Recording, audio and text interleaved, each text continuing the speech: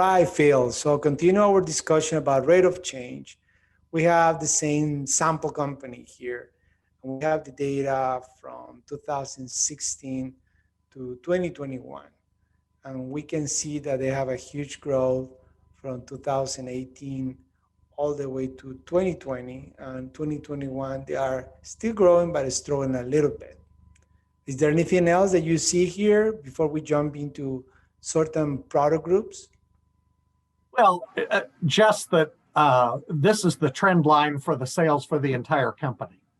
And so while that's instructive, when you're making decisions about inventory, we don't sell everything at the same rate as the company overall in every case. Mm-hmm. So one of the things I said to you before we started this was, I think there are companies out there who keep track of their 312 and 1212 rates of change for all sales. Yes. I doubt there are very many who do it at the product level. Yeah, so let's show them how this look like. So let's go into the electrical. It's a commodity, and this commodity definitely behaves by itself. We see here basically in 2018, taking a huge takeoff, right? I do want to point out that the left axis has changed very dramatically. Yeah. It was on a 100-point scale before. Now we're at 600 points. So exactly. This is 6 times the rate of change that you would see on the previous screen.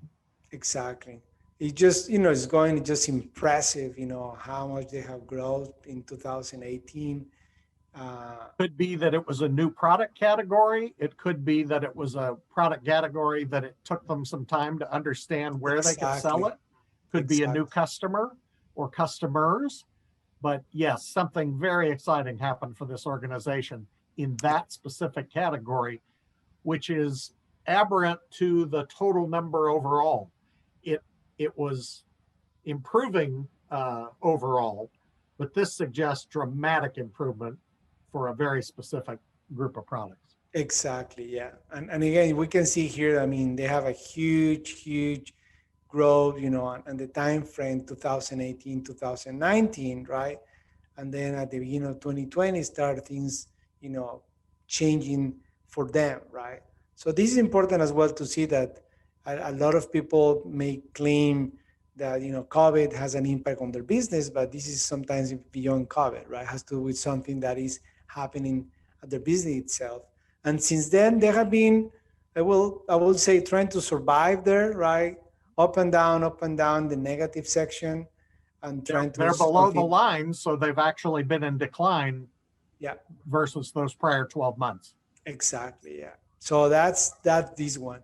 We talk about a different one,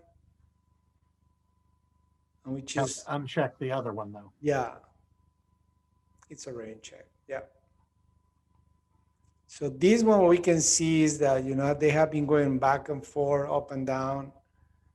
What we can see definitely in the last year, 2 years, right, is that, they have been riding, this growth, right, big time from 2018 to 2020, right?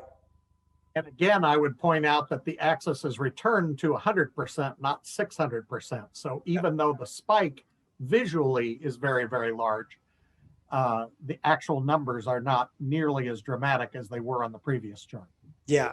And we were discussing about this. This is useful because when you are making decisions of the future, or you're trying to understand and you're sitting in May 2021, what happened with this specific commodity? You can start seeing some trends, right? Or what happened before COVID, a couple of years back, and trying to understand, what caused those, growth spikes that you have, or vice versa. What happened to your company where you have a, big, dive in terms of sales and you were struggling.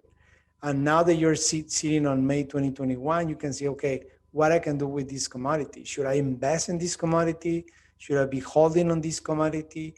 Should I be changing the way I am selling? I think you mentioned in your experience, going back into the industrial side, where you have sales that are happening rapidly, right?